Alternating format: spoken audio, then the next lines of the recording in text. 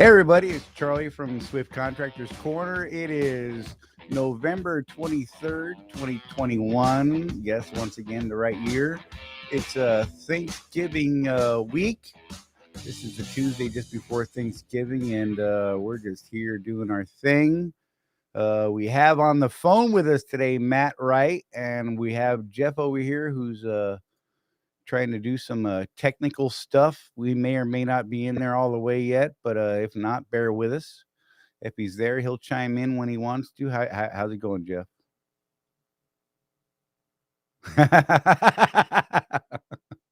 You got us now, Jeff?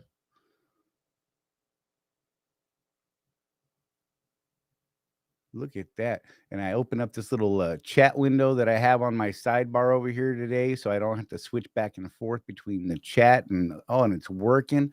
I see Greg Hutchinson coming in from YouTube. Hey, everyone. Dennis Lewis. Good afternoon, gentlemen. Dennis Lewis says, Matt Wright, are you there? Yeah, I'm here. All right. We got Matt Wright coming in via Bluetooth cell phone magic stuff through the soundboard. Jeff may or may not be able to hear us yet. When he can, he'll let us know something. No sound at all. Oh, that's a bummer. Let me type him a message.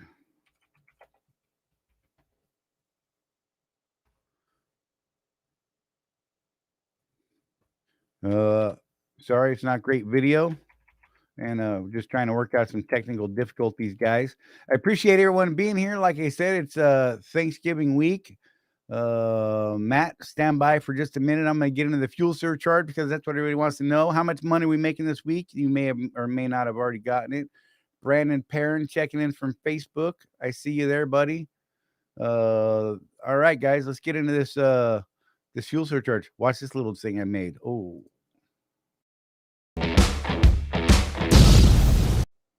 All right. Chris Springer can hear me. He says I can hear you. All right, guys, here we go. So this week's fuel surcharge, the national average went down one whole penny to 3.724. The West Coast Pad 5 also went down 0.003 to 4.421. That dropped our fuel surcharge. Last week was 0.405. This week we're at 0.403. Not really going to bite us too hard in the pocket there. The West Coast fuel surcharge is still at 11 cents because we have a 0.697, almost 70-cent disparity between the West Coast and the national average. And so there you go, guys. That's the fuel surcharge deal. Let's get into this and just jump back. Jeff's still having connection issues. He's trying to sort out his stuff. When it looks like he might be solid and stable, we'll pull him back up. So hey, we got Matt here this week. We wanted to talk to him about the 65% Northeast account.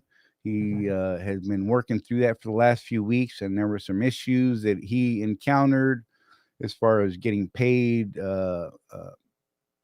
Well, Matt, why don't you tell people what you were dealing with and how what are we looking at so far?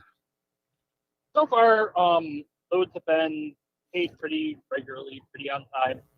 But problem is when we hit that net 15 mark, which everything pays net 15 on percentage. So far, as of right now, they're looking at maybe changing it. Check your mic position. They're going to check your mic position, Matt. How's that? Is that better? Yeah, that sounds better. How much of that did you hear? Bits and pieces. Try it again. All right. So technology, y'all. I hate it. I really do. But anyways, so like I was saying, running a little bit of issues from time to time getting paid. The biggest problem is the whole net 15 thing, which they are talking about maybe changing. Nothing confirmed.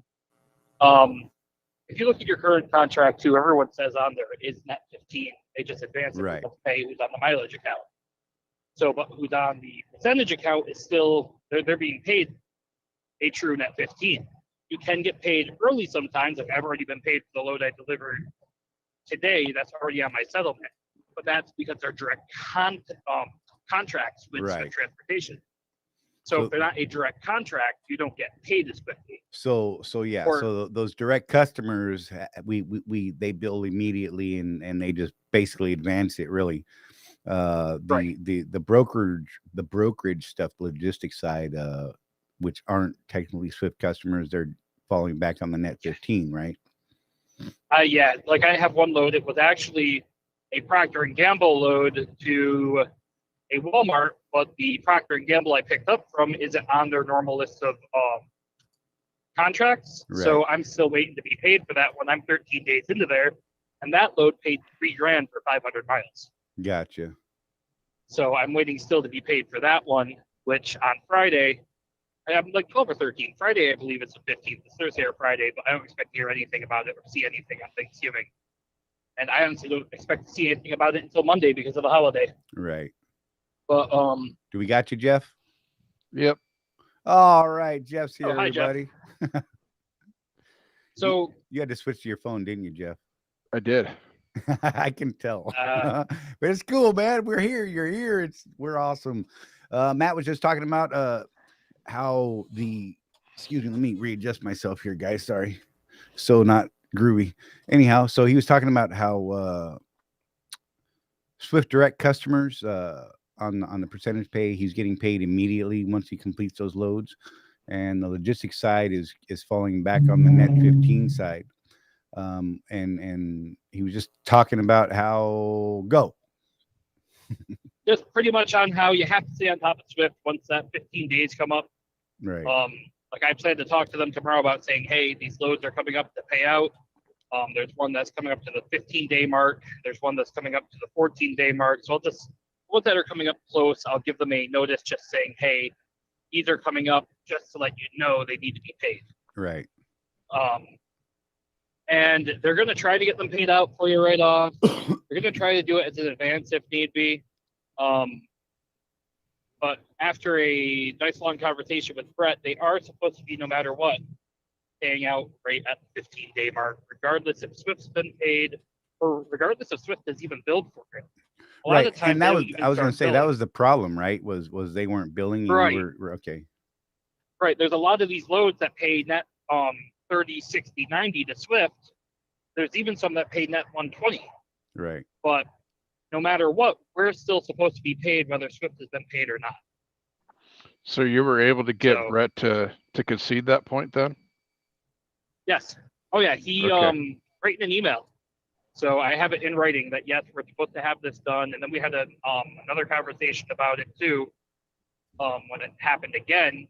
And come to find out, payroll has a new payroll manager. Oh, nice. Oh, yeah, that's right. There was some changes in all of that as well, right? Right. And I guess there's a little bit of pushback there, but they're working on getting it straightened out. So if you are on the percentage account and you have loads that haven't paid out in 15 plus days, get with your driver leader. They gotta pay you out. It's right in the contract. It's page 3, section 3. Page 3, section what was that, Matt? I'm sorry, you cut out right there. Section 3. Section 3. That's right.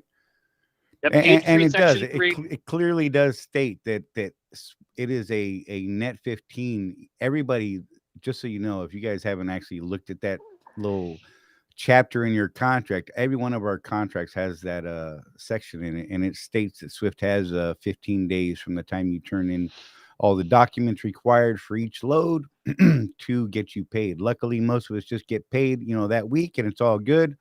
But understand that there is that option, that they do actually have that option. They just don't usually exercise that, except in Matt's case when he's out on that percentage stuff. He's got quite a few loads actually that are still pending pay because of the net pay process, and they're trying to work out some bugs in that system now. And thanks to Matt and pointing that stuff out with Brett and payroll and those folks, it looks like they're actually getting some progress made there. So that's cool.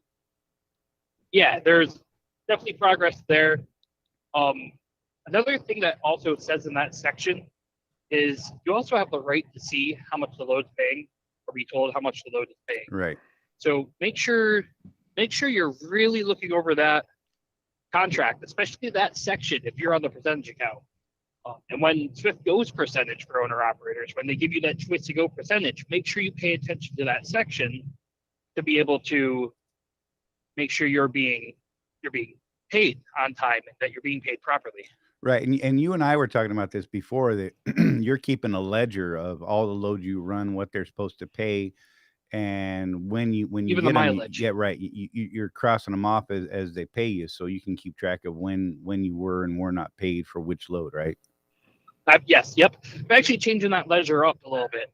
I'm Okay. also putting in there on how much, if I fueled that day, Right. and how much the fuel cost, because Swift, so what they do with fuel for the account is they will hold the fuel up to 4 weeks, but at 4 weeks it automatically comes out because Okay. they want to charge you the fuel for the load. Right. So if you're in between loads and you grab fuel, you're going to pay for that fuel that week. Or if it's on the actual load, they're going to charge you for that fuel when the load pays. Gotcha. So I'm going to be adding that. Well, that's pretty Pleasure cool too. then. I mean, that seems like something that I wouldn't think they had to do, and it seems that they're willing to do, which is pretty awesome. I mean, that'd be nice Yeah. to be able to float that for a few weeks just until that load pays, hopefully. Right, exactly. Well, So it's that way on the mileage contract too, though. I've never been charged for It is. fuel. I've never been charged for fuel until the load pays. That's one of the things that I go over with people, and they try and tell me they don't fuel on Wednesday, and I ask them why. Right. Well, yeah. Because you're I don't right. want to pay for it this week. Well, you're not going to. You're going to pay for it when the load pays. So it doesn't really matter. right. Well, The only yeah. time I have noticed that if I like fuel up before I go on my home time though, and I'm not under a load, yeah, I'm going to pay for that week. Right. But if I'm under a load, it bills me when I get paid. So, By the way, any of you guys out there watching, if you have any questions, throw them up and we can see them and we will get to them as quick as we can. So don't be shy, y'all. And speaking of fuel, there's an app that helps a lot too with saving for fuel, which is going to help all of your bottom lines, everyone's bottom line. I've told a couple buddies who are owner operators, especially on the percentage account, to check it out. It's called FuelBook. It shows you your top 10 cheapest places for fuel along the route. So I grabbed diesel last night in New Jersey. I went 5 miles out of the way to grab it, but it was $3.59 a gallon, where Right. Pennsylvania was $3.89 a gallon. So 5 miles out of the way, and I saved that much in fuel. Hey, So that's huge. I mean, and you do that throughout the year, and that adds up to great big numbers over the course of a year. it saved me, with what I fueled last night, it saved me about $42. And 5 miles out of the way. Facebook user, I'm not sure if that's you, Brandon, or another Facebook user. Let me throw that up there just because I wanna address that real quick. Says I get billed as soon as fueled when load pays, has nothing to do with it. If you fuel and you are not currently dispatched, that will be an accurate statement. If you are currently dispatched on a load, that fuel shouldn't hit the settlement until that load is complete. When you're looking at your fuel settlement, when you're looking at your settlements for the week, if it shows next to the fuel DH, that means you were deadheading at the time, Right. which means you weren't under a load. Right. So make sure that it's associated with your trip number. And if you call payroll and ask them if they will associate that with a trip number, they will do it. So there you They've done go. it for You just me got to reach twice out now. to them and actually say something. Ken Kelly, Correct. good to And see you you, have buddy. to- Glad you're here. Sorry, Matt. Go ahead. You actually have to call owner-operator settlements. That's a separate phone number that you call, and they can more help you rather than payroll. So, Facebook user, not sure which one you are. Let me come back to that question because we can actually get into that. So I'm going to come back to that question. Sorry, guys. And the other Facebook user, again, don't know which one you are. Like I said, if it says Facebook user, we don't know what your real name is. Said, okay, that may be it. Yeah, look at the settlement and see if it says if there's a DH number instead of your regular trip number. Because if you're not dispatched, that fuel up will go on immediately as soon as you finish pumping it. Yeah, Mike, but you're in Facebook with that person, so that's why you can see the name.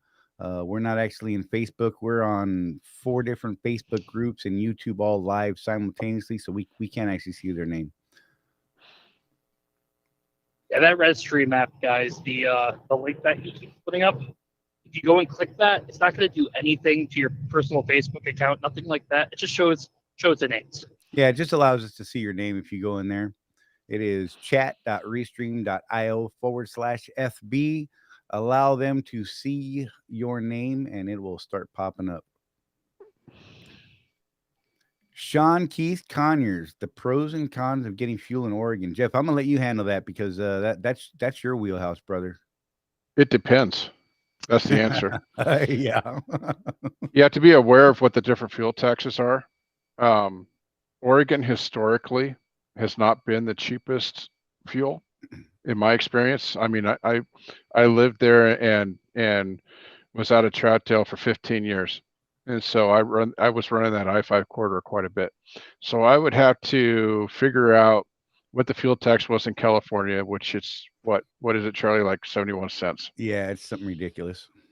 And I take the pump price in Redding, which is Northern California. Another thing is, as you go further south of California, the price goes up.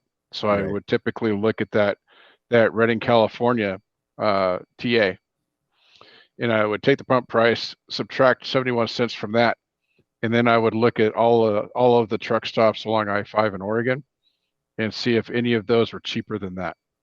Because that's the thing. You don't want to compare pump prices. You've got to get rid of that tax first. So if it's $3.70 at Redding, and it's $3 even in Ashland, it's a penny cheaper in Oregon. Ken Kelly said 0.75 for Cali. There you go. Yeah. So, but Oregon, unless you've got some sort of great deal like Ken's got where Swift pays their fuel tax for them in Oregon, stay out of Oregon. I mean, one of the big reasons I moved from there was the tax situation. Right now, they're charging 21.5 cents a mile just to drive in that state with a Class 8 truck. Right. According to the governor of Oregon, Governor Brown, she wants that to be 28 cents by the end of next year. So our base rate is $1.15. I mean, that's a quarter of your revenue, guys, just to run in Oregon. And we try not, we don't want to get all political and stuff on the show, but what we do want to do is make sure you guys are making good decisions for your business. And unless you've got some reason to go to someplace like Oregon, just stay out. It's too expensive to run, man. If we were on a percentage contract and we could say, okay, well, but it's paying more to go to Oregon. So yeah, then it makes sense. Absolutely. But as it is right now on a mileage contract, that's taken way too big of a piece of my pie to go to Oregon. So now that I don't live there anymore, there's no reason for me to go there except for on vacation. So of course I say that now that I'm out of West Valley, half the loads go up to Oregon. Right, there, exactly. So. There is that. That's funny too. But I do, as an owner operator that has to pay that tax, I try to stay out of that state. It costs less to drive in California than it does to drive in Oregon. That may sound crazy to some people. To hear. But if you're getting like I can't do math without a calculator, and I'm on my phone right now. But if you do the math, it's 21 cents a mile to drive in Oregon. What's 71 divided by 8, Charlie? A number. Yeah, it's less than 21. Right. So it's less expensive to run California. So I'm a big advocate, by the way, for going down to LA any chance you guys get. And there's a couple of reasons. Number one, the tax, really don't even think about the fuel tax. Who cares about the fuel tax? We don't care about the fuel tax. That's an argument that we will die making. Don't worry about the tax. What I do worry about is that 11 cents a mile surcharge, Charlie.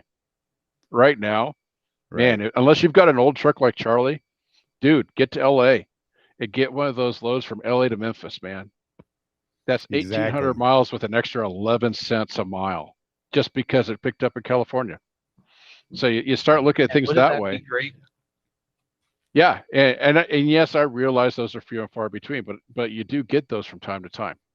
I mean, even like working the load board like I've been doing since it started in January. There's actually a customer in Ontario, California.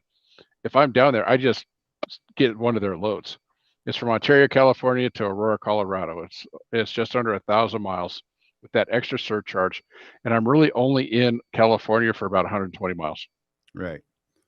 So So Mike, And Mike, sorry, Matt. So Mike said, why don't they include it in the rates for Oregon like the West Coast fuel surcharge? You get the West Coast fuel surcharge coming out of Oregon.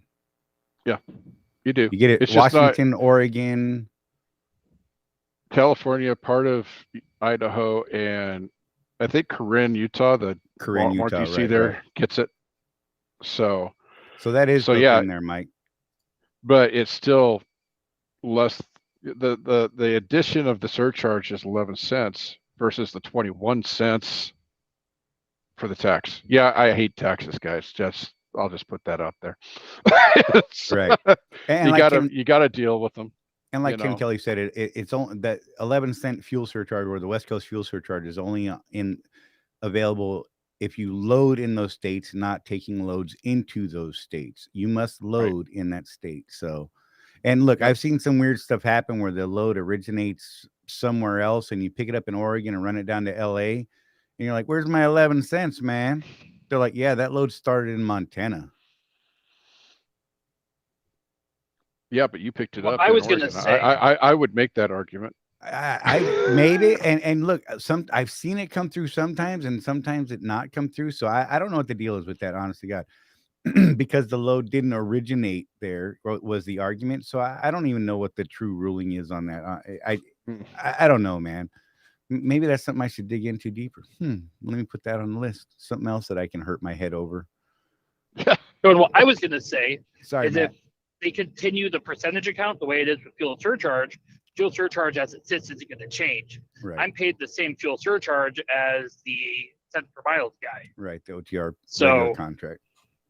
correct. So I'm being paid the same fuel surcharge as if you were. So if they do it like that, you're going to make a lot more money than if you were to do the cent per mile and make it worth it, like what they were talking. Right. Yeah, I'm glad Matt brought that up because that's the thing that Charlie and I have been talking about this whole time, guys. If you go on percentage, no fuel surcharge, apparently we were wrong on that. Right. And I giggled when Matt told me that the first time. Oh my God. Are you kidding me? Are you getting, you mean you're getting 65% plus surcharge? Right. Yep. And I was kind of floored.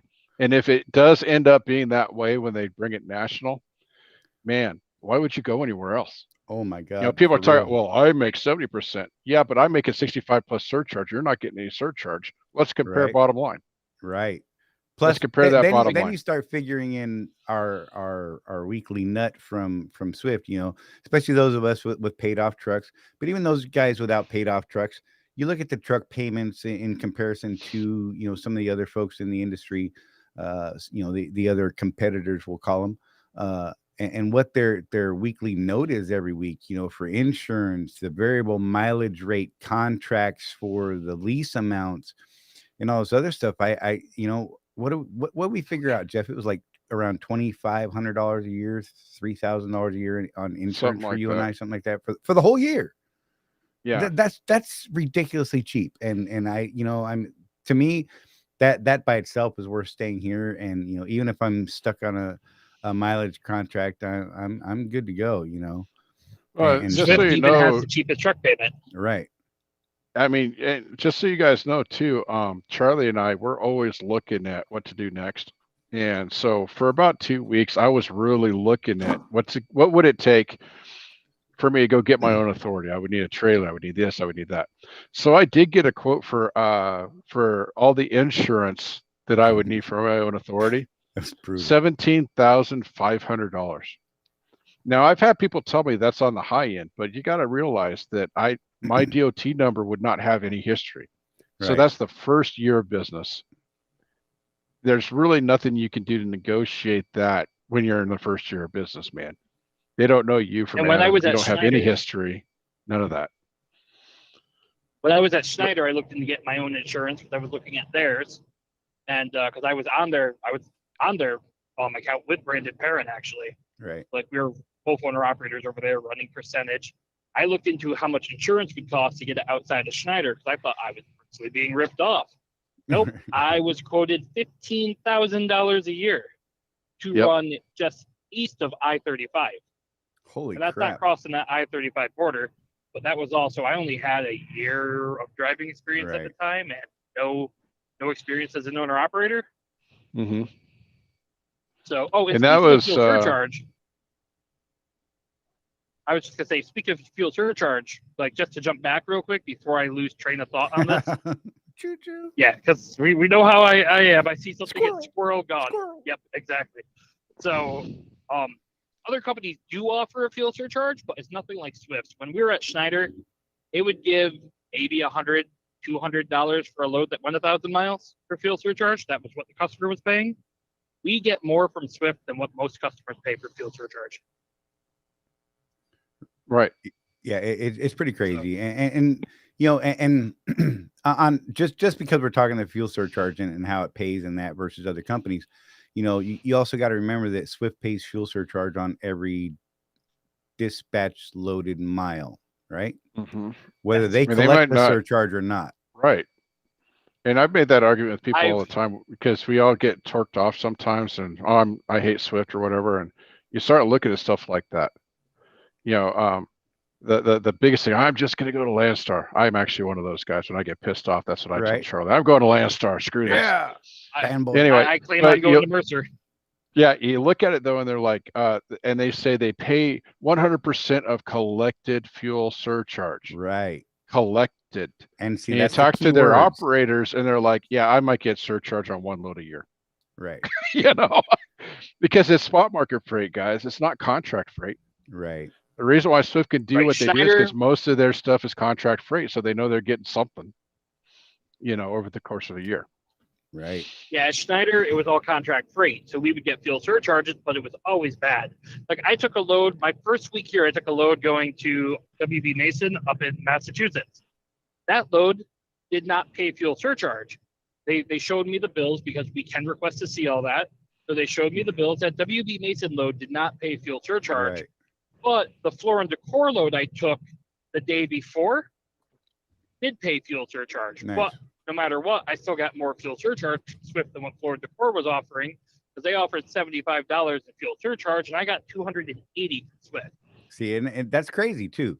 It just is. It's insanity to me that people complain about that we're not getting 100% of the fuel surcharge.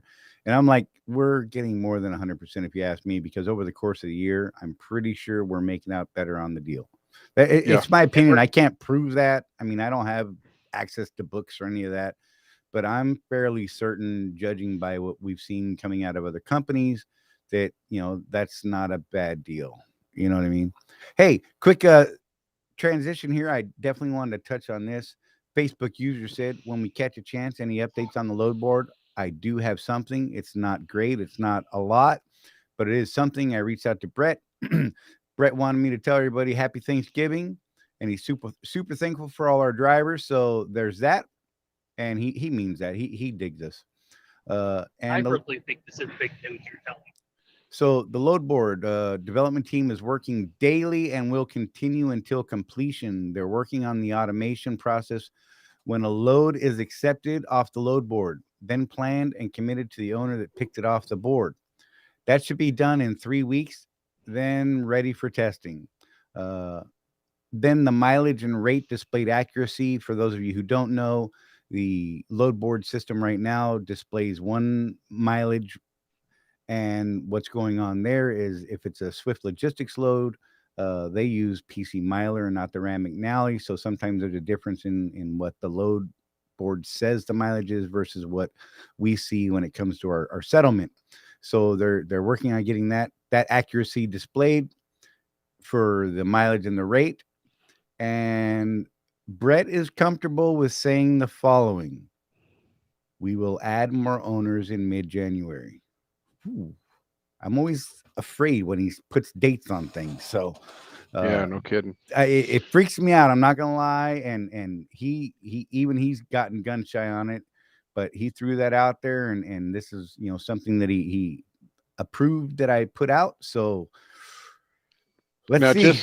Just so everybody knows that hasn't followed along or you're new to what we're talking about. So the biggest hang up with the load board is this automation that Charlie mentioned. The way it is right now is I go into the load board and I say, ooh, there's a load I want. Right. And I book it. Well, then I've got to call either my OOC or one of the owner operator planners so they can go capture that load manually from the Right. Swift logistics side and bring it into the HALT 9000, whatever it is. Charlie, what's that thing called? AS400. AS400. That thing's a monster. So they have to manually go grab that load, bring it over to the Swift side, get you dispatched and all that. So that's why right now we cannot book loads on the weekends because there's nobody there to do that. Right. And Charlie and I were the first ones to say, well, that's not good. Why isn't it automated? And to those of us that drive trucks for a living, we're thinking, well, come on, man, Right. hire some, push a button. hire some 15-year-olds so that we can push a button. And I do have friends that are in that industry, in the software development industry, and it's a lot more complicated than what we think it is. And that's been the biggest problem with the load board is getting that automation done so that we can actually just do our business. So once that's done, I'm thinking it'll be great. Facebook user said, do you think we will make a transition this year though? If you're talking about a full transition in the load board being available, no, because those who are in the current load board system is still a very limited group of owners. If you're in it, you're in it. If you're not, you won't be at least until the middle of January. And that's not opening it up for everybody. They're simply going to add more people into that system because they believe that they'll have more freight available on the board as well. Right now, it's a limited amount of freight on that board because it's strictly coming from Swift Logistics. So, as they add more freight content, is that a way to say it? I think so. More freight to the system and get some of these automation things sorted out. And then, yeah, that's how it's going to be. I personally think that's huge news, but that's me. TK, look, I see you down there, man, and I know I'm a terrible person. Sorry, people. I'm going to take just a minute out of this. TK, I see you. I was going to call you earlier today, and I totally spaced on it because I got sidetracked by a squirrel. I'm going to call you after this is over, and we're going to do some talking because I got to catch up with you, brother. Yeah, sorry about that, guys. I didn't mean to derail this. Mike Ferris said something here. He said, makes you wonder, with all the new technology, they haven't done address to address, as you know, you claim all the miles on your taxes. Well, it's simply a matter of how they are still currently billing their customers, Mike. They are billing based off the Rand McNally system and will be continuing to do so for the foreseeable future. They have all of their stuff built off of that system, and that's why they do it. Let's see, what do we got?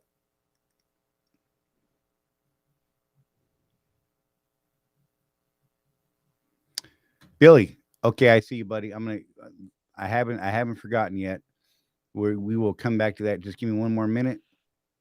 And Brandon Perrin is on the load board, and he agrees with it. We need way more loads on it, and that is what they're working on. I spoke to Brett last week about that. I believe it was last week, and he said that they are currently working on being able to bring in more freight to the system, but they're not pushing for the freight until they get that automation done. So that is something that they want. They have to get that automation done before they bring in more owners and before they add more freight, because it's just going to create more manual work for people like Coretta and Omar. And that's it. Those are the people. That's the only two that can handle it right now, since we lost Tisha over to the other side of the things that she's working on now. So yeah, we're getting there. And I too have been told as well, once they're done with that project, getting that to the point where they're satisfied, they plan to work on the percentage.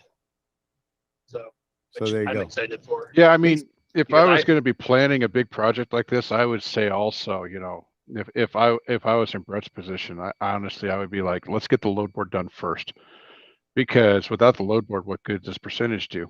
What guys are asking for is percentage, but we got to have a way to dole it out. if you know what I mean. So for And those of you who are watching, I'm sorry, Jeff.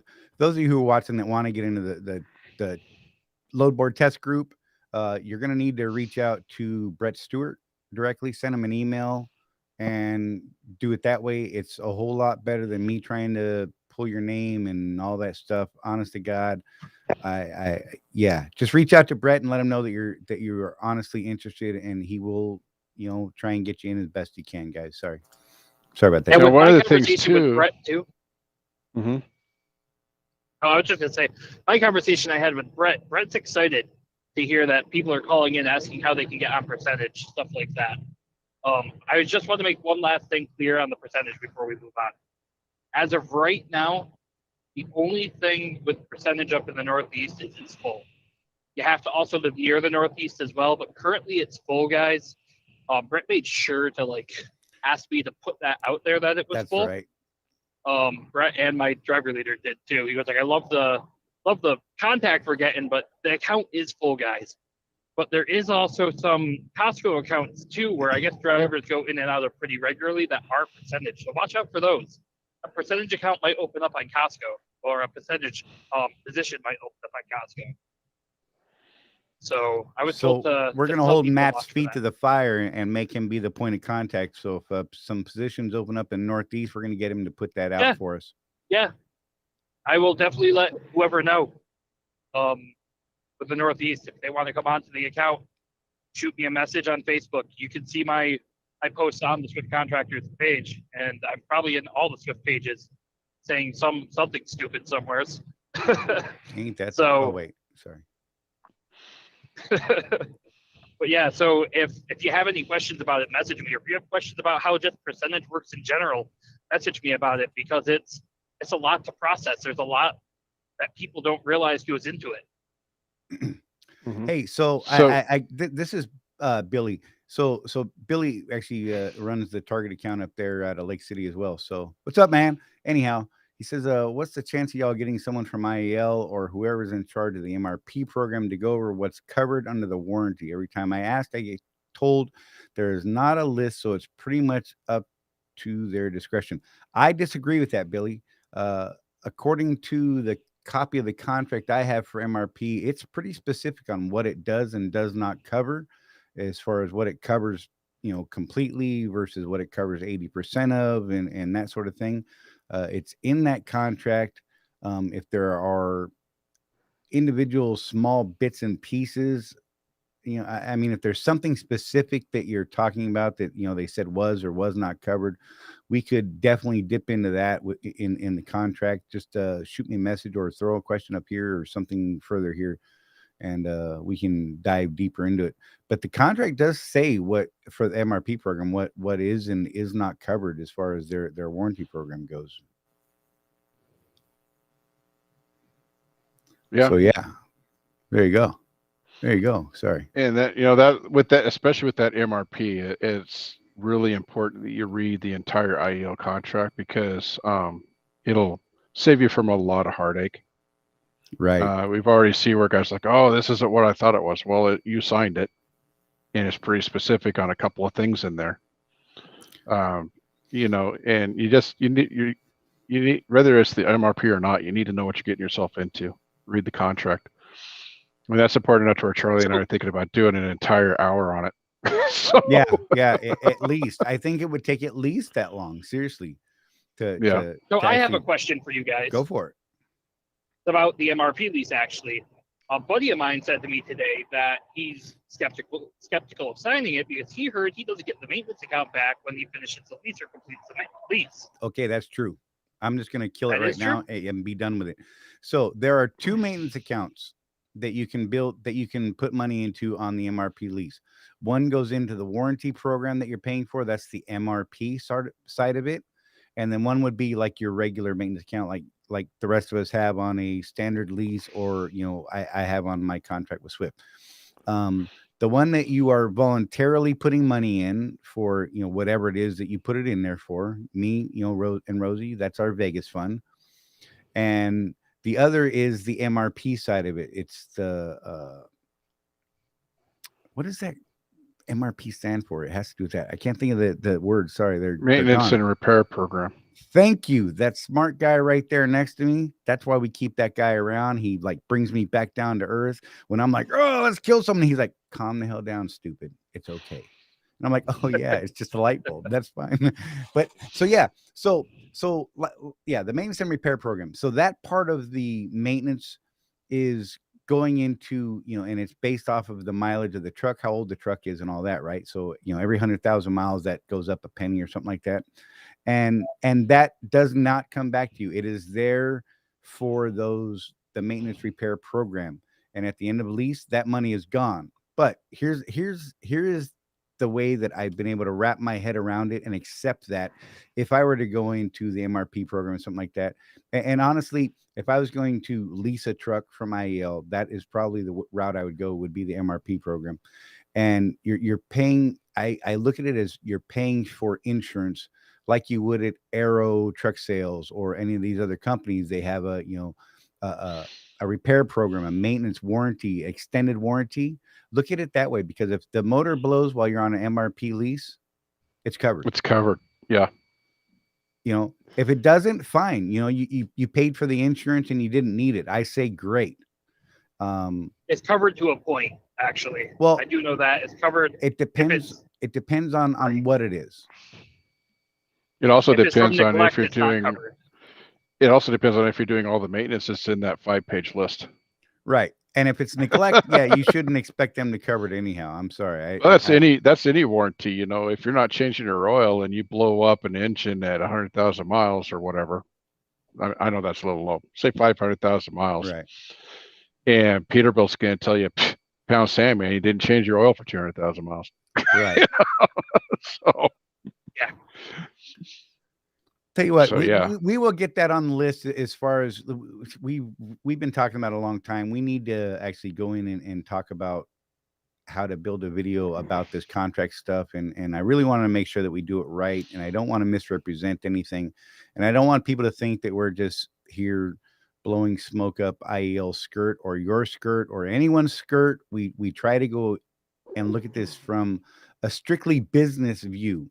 Does this make sense? What does this mean? What does it mean to us? What does it mean to them? How do we work day to day on following this contract?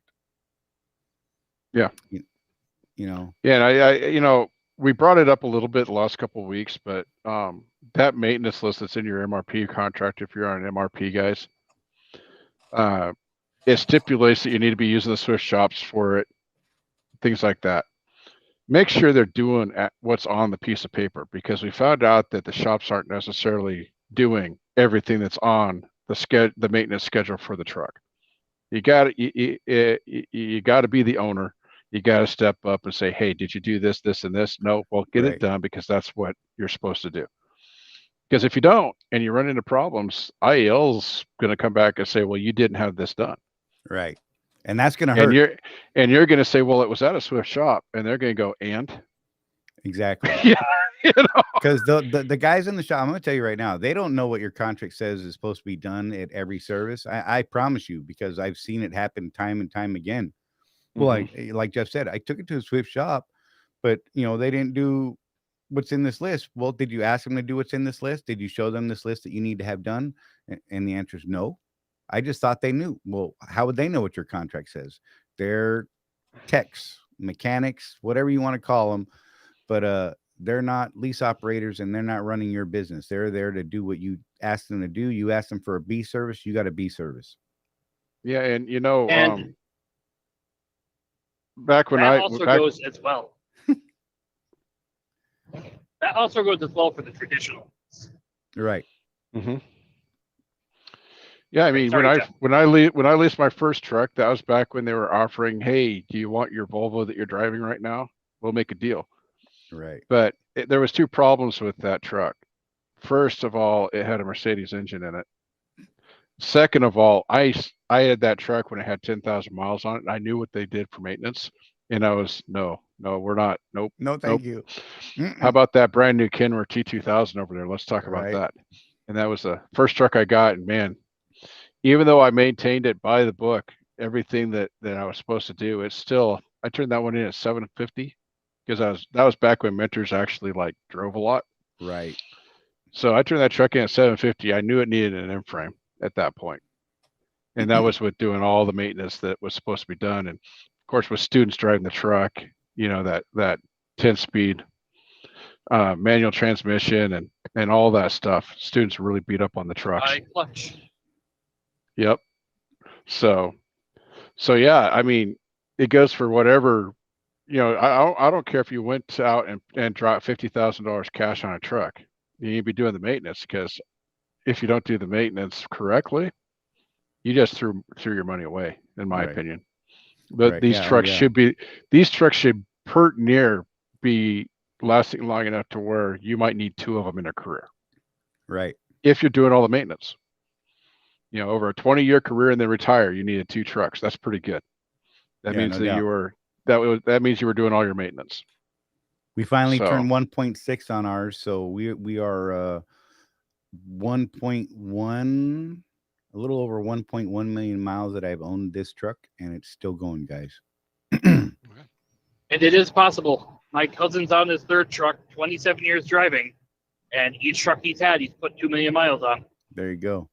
Yeah. Hey, Dennis. So he's already had a million miles on his 3rd truck. Hey, Dennis, I'm going to reach out to you in a PM and send you my email address, and if you wouldn't mind, man, send that to me in the email so I can take a closer look at the breakdown on the MRP 80/20 percentage deal.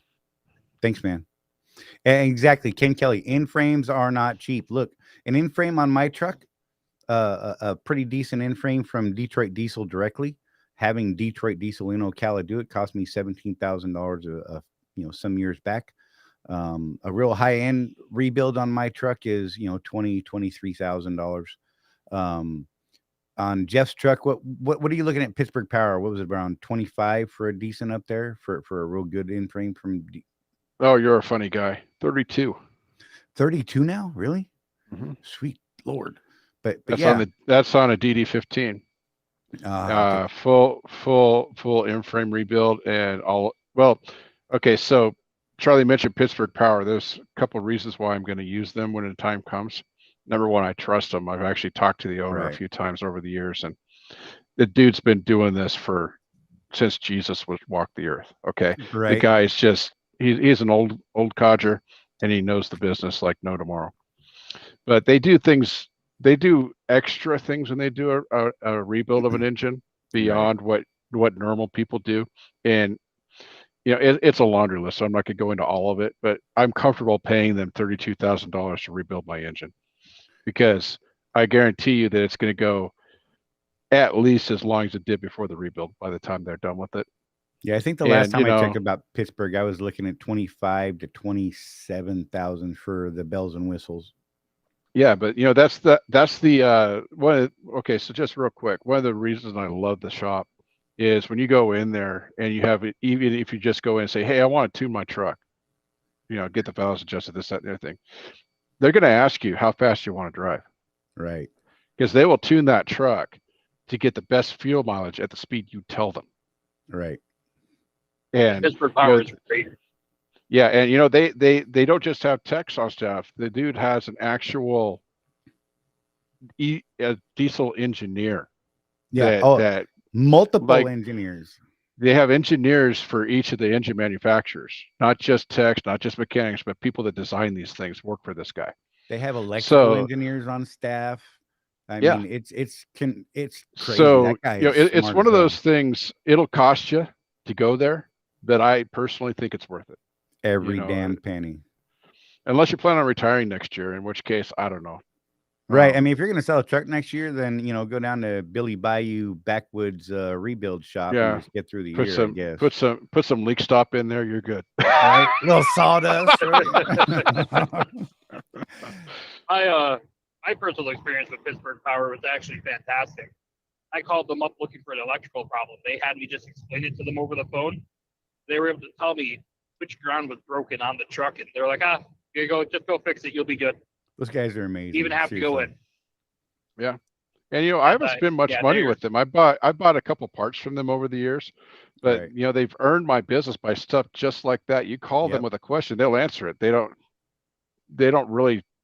know that you'll come buy stuff from them. Right. You know? Yeah. And look, let's face it, they're so busy. I mean, honest to God, look, if they can help you just fix something minor without having to tie up one of their bays, they're probably going to do it just to make it Mhm. happen. And then when you do need something big, you know, then they'll be there, you know. And then Matt tells his story to 20 people who tell other people, and Right. you know, that's the way their business goes. Exactly. Yep. Craig Hutchinson, you run their fuel catalyst. What are we talking about specifically? Oh, the max I have max used it mileage. before. Is that the max mileage stuff? I was going to ask. Yeah, the Okay. max mileage. Yeah. I'm only a couple months into running it, so I don't really have any numbers yet. Nice. I do notice that I don't use as much def, and it doesn't reach in as often. God, that by itself is awesome. I'm still blown Expensive. away by that. Yeah, I'm still blown away by the whole process after that cleaning and what it looked like before and after. I just still dig that. Yeah. Now, how much is a bottle of that stuff? If you buy it at the Iowa 80, it's $255. If you buy it direct from Pittsburgh Power and put it on subscription, it's $220. That's $220. Yeah. So but then again, I haven't gone through a whole bottle of it yet. Right. So I just like saying it that way. I'm sorry, I can't help it. It just sounds like fun. Well, cool. Hey guys, we're at 51 minutes. If you guys have any more questions, throw them up there real quick. Otherwise, we're gonna wrap this up here fairly quickly. I do want to thank Matt for hopping in here and being on the phone with us. No problem. You know, worked that out and gave us an update there. We talked about the load board. So if you're just tuning in now and you haven't seen what we talked about earlier, I'll just quick recap on you. And all right, and we will go back and watch the video. How's that? Go back and watch the video. Go hit our subscribe button. By the way, we did hit over 100 members.